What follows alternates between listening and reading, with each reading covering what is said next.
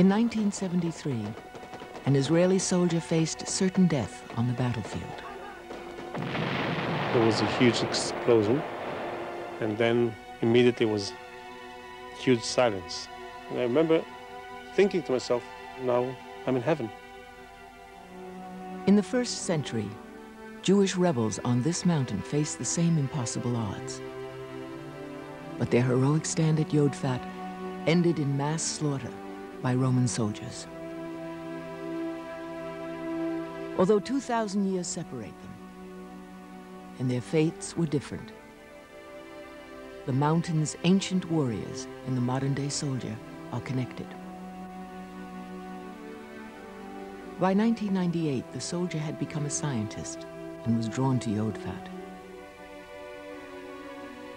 There he found an undisturbed picture of life in first-century Galilee. Evidence of religious practices that is giving new insights into early Christianity and Judaism. Moti Avyam discovered what centuries of scientists had missed. But the most profound moment came when he first touched a small stone. On it was a message, carved in the last moments of a first-century life. It was an echo from the ancients. One last thought from a city of people on the verge of destruction.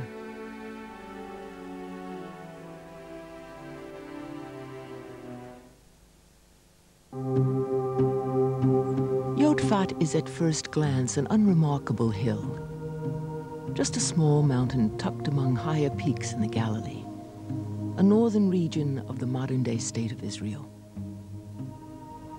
In the first century, יודפת was home to about 1,500 people. At that time, the Galilee was one of 3 provinces that comprised ancient Judea, and they were all ruled by Rome. The empire had been in power since 93 BC, but cultural, economic, and religious tensions had been building for decades.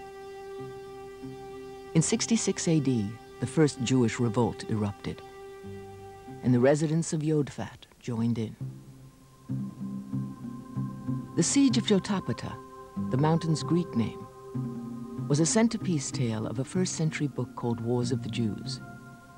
Many know the history of the revolt from Masada and Jerusalem, but few know that the very first battle was fought at יודפת. The commander of rebel forces on the mountain was an inexperienced soldier named Josephus Flavius. He remains a controversial figure in history, for not only was Josephus a commander in the rebellion, he was also its historian, the author of Wars of the Jews. Josephus was a priest from Jerusalem. He was part of the upper class. Josephus was a very well-educated man. In fact, he tells us how smart he was, and that even as a young man, the priest would come and ask him questions on difficult matters of national law. He was so smart and learned. Perhaps because of his intelligence, Josephus was chosen by Jerusalem leaders to be a military strategist in the war for independence. It had begun with a series of riots in the southern province of Judea. When the rebellion spread to the northern Galilee, Roman Emperor Nero sent in his legions.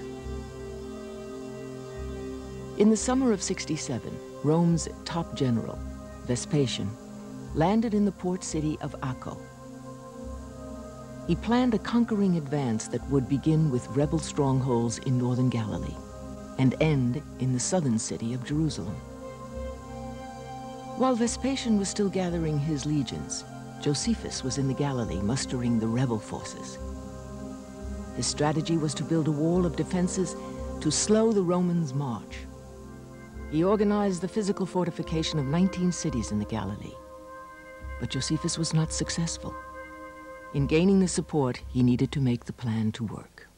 There were too many social tensions, too many social rifts for him in a short time to be able to attract a strong, loyal, consistent support to the population. As a result, as soon as the Romans showed up, his army more or less disappeared. He really had no choice but to withdraw into a single fortress, the fortress of יודפת. The Galilean defenses virtually collapsed on Vespasian's first attack. The young men of Gabra fled, leaving the rest to slaughter or slavery. Sepphoris, the capital city of Galilee, surrendered before Roman soldiers had arrived. Vespasian then turned to יודפת, where Josephus had taken shelter. He and residents there had refortified city walls. Josephus claims a wartime population of 40,000, but modern evidence indicates the mountain could have held no more than 10,000 people, and Vespasian had 60,000 soldiers. Did these people fight the Romans because they were religious? Did the people at Sepphoris not fight the Romans because they were religious? That's a very good question. They deeply believe that they're going to win the war. And when they saw the Roman army, they were for sure very afraid. And Josephus described the fear from the Roman army. But there was nothing to lose. So they are fighting till the last chance that never came. In June of 67, residents watched and listened as Vespasian's soldiers approached through a valley to the north of their city. Then Roman sentries positioned themselves on higher mountains ringing the hill. Vespasian chose an encampment with a direct view of יודפet's most vulnerable point, the gentle northern slope. It would be his line of attack. He deployed his combat units and bowmen, then unleashed the power of 160 artillery engines. Loaded on them were ballista stones. Hand-chiseled by Roman soldiers and hurled from engines, they struck human flesh at speeds approaching 70 miles an hour. Their deadly power was matched only by catapult arrowheads, fired from a distance of nearly 1,000 feet. They could pierce armor. The noise of these instruments was terrible, wrote Josephus.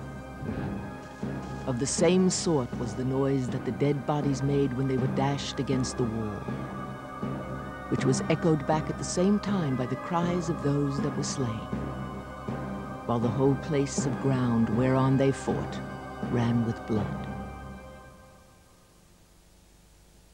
Somehow, rebels on the tiny mountain held off 60,000 Romans for 47 days. Josephus tells us of their military tricks. The rebels hung bags of chaff over the city walls, causing the battering ram to miss its target. When legions tried to climb the walls, the rebels poured hot oil that slithered its way into Roman armor. But it did end, and with a traitorous act, according to Josephus. An informant told the Romans that יודפet's exhausted defenders often fell asleep when the morning mist rose. Vespasian's men slipped in and awakened the rebels with a blade to their throat. And for the Romans, Josephus wrote, they so well remembered what they had suffered during the siege that they spared none, nor pitied any, but drove the people down the precipice and slew them as they drove them down. יודפet fell on the first of the Hebrew month of Tammuz, the 20th of July in the year 67. Only women and infants were spared in the massacre. But as the city was being razed and burned, Josephus and a group of 40 others were hiding in a cave. When their location was betrayed and the Romans demanded surrender, Josephus made a choice that is debated to this day.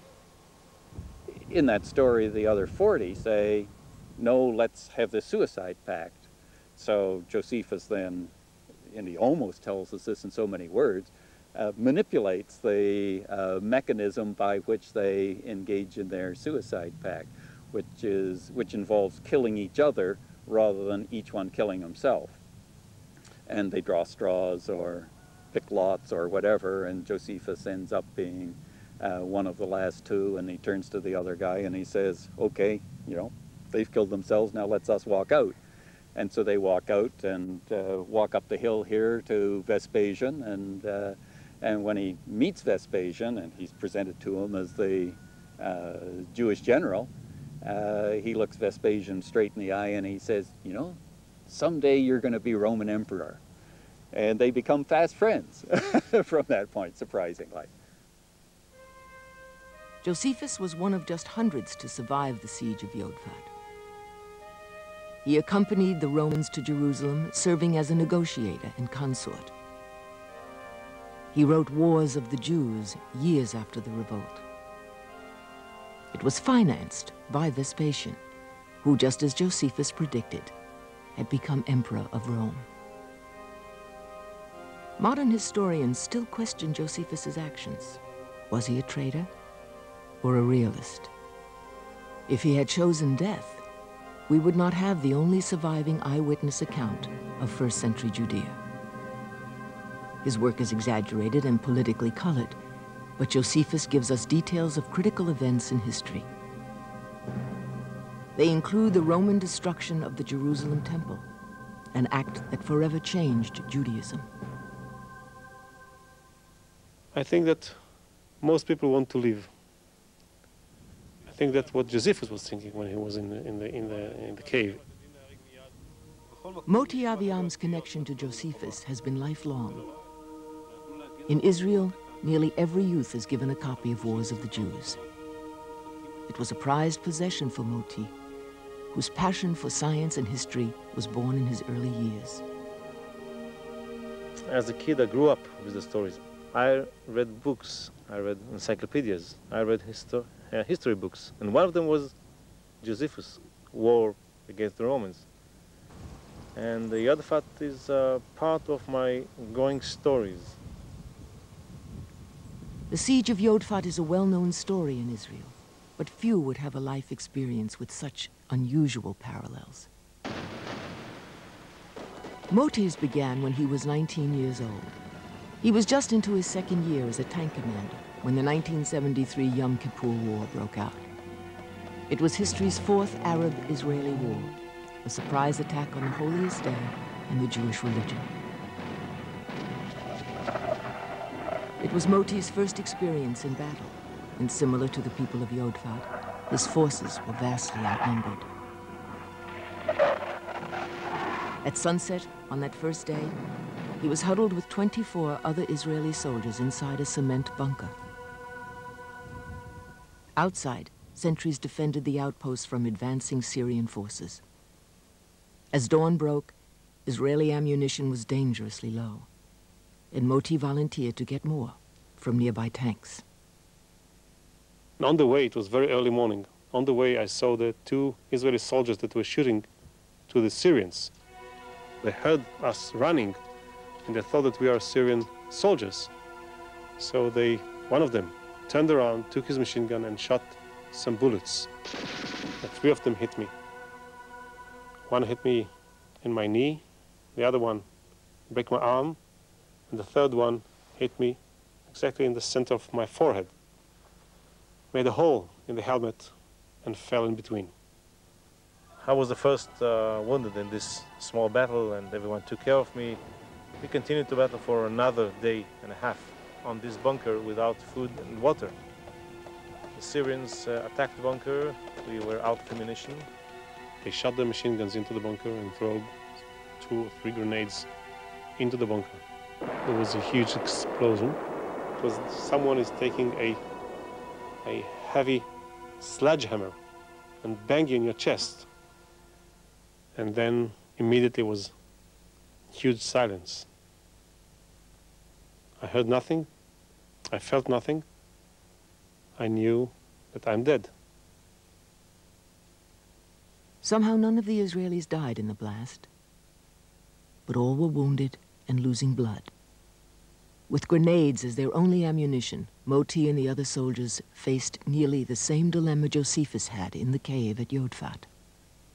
And if the Syrians are going into the bunker, knives in their hands, coming to slaughter us, we are going to blow up the bunker with us, together with them. Not just committing suicide, but taking the Syrians with us.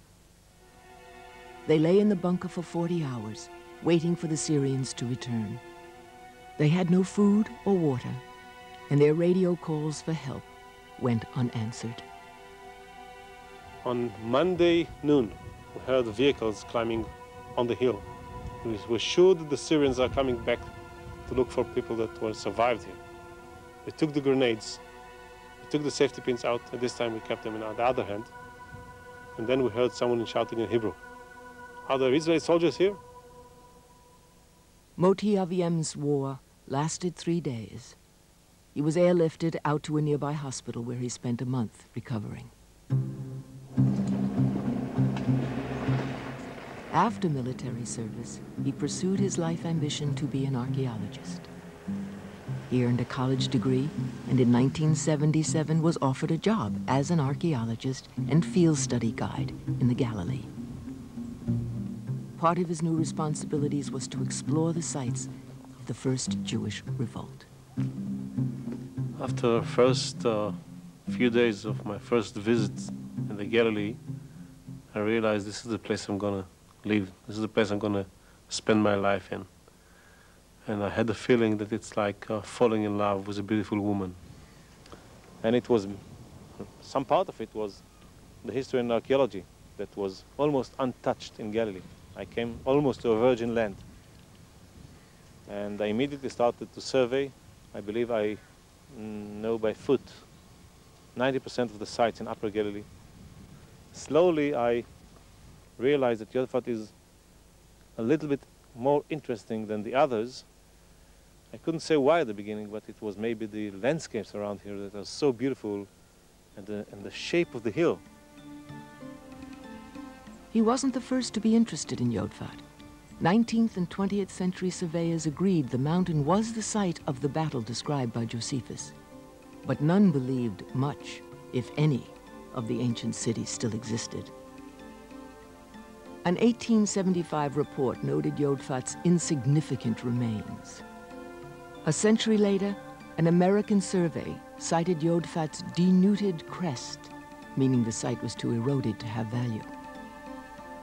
And when I started to survey from the top here, from the natural rock. And I said, it's really a very small hill and badly eroded. But it took hundreds of hours to realize that the site is much larger. Moti first saw יודפת in 1978. He had no proof there was anything at יודפת but Josephus' story of an ancient battle. But for 12 years, Moti returned to the mountain during every season and every time of day.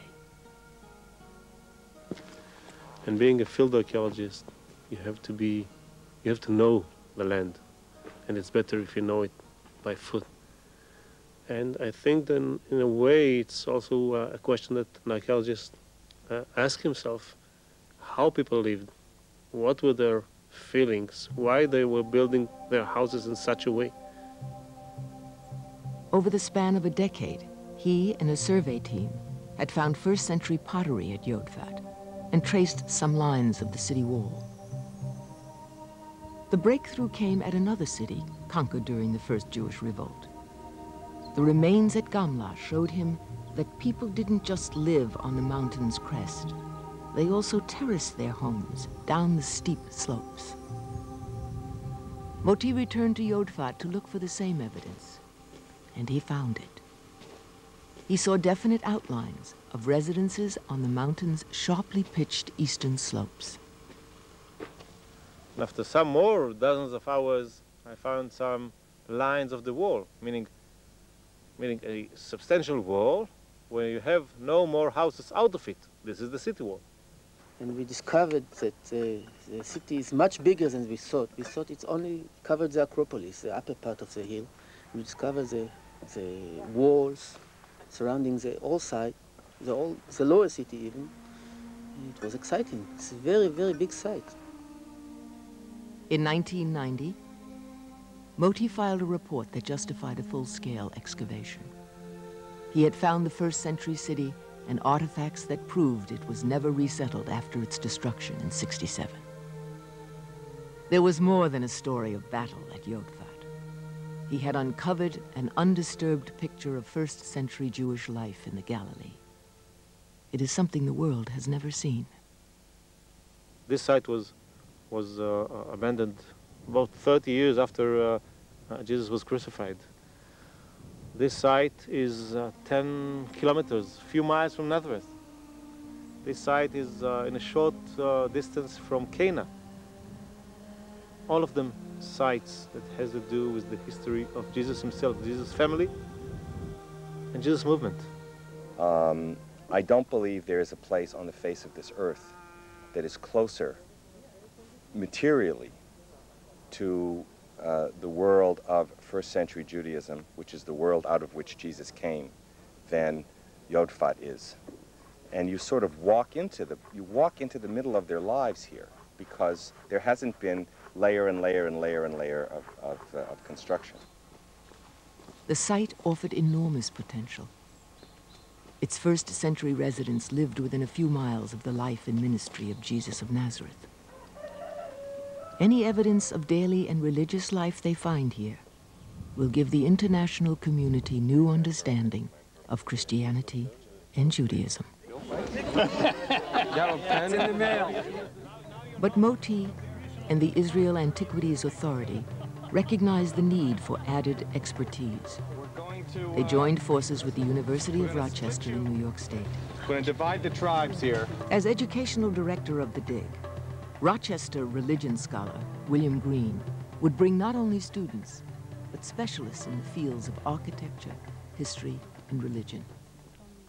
The joint excavation began in 1992 with university students and volunteers working side by side with experts in the field. Their goal is not just to find interesting objects, The 3 buckets, Elaine, 3 buckets for one. but to place them in an historic time frame. A century ago, archaeology was more a hobby of art and antiquities collectors. Today, it is a multidisciplinary science. This jug top may in fact belong here, and just got all mixed up, but I don't believe so. The other handle's You have here, a though. handle here, and this handle is likely to go with this, in which case this is a third vessel. אם החוקרים אינם מפרסמים פרסום מדעי הולם של תוצאות החקירה. If the excavators are not publishing their excavations scientifically, it is exactly like antiquities robbery. על ידי החוקרים, על ידי הארכיאולוגים. Bedrock? Yeah. You can put it next to this wall. Up again? יודפת is just one of over 1,000 archaeological sites the IAA oversees each year. And the emphasis for each is preserving ancient cultures in a lasting form. So in planning and executing the dig, Moti incorporated the most precise and sophisticated scientific methods of excavation, recording, analysis. So they left the bedrock, they didn't cut it. Yes. Archaeology is the only science I know which systematically dismantles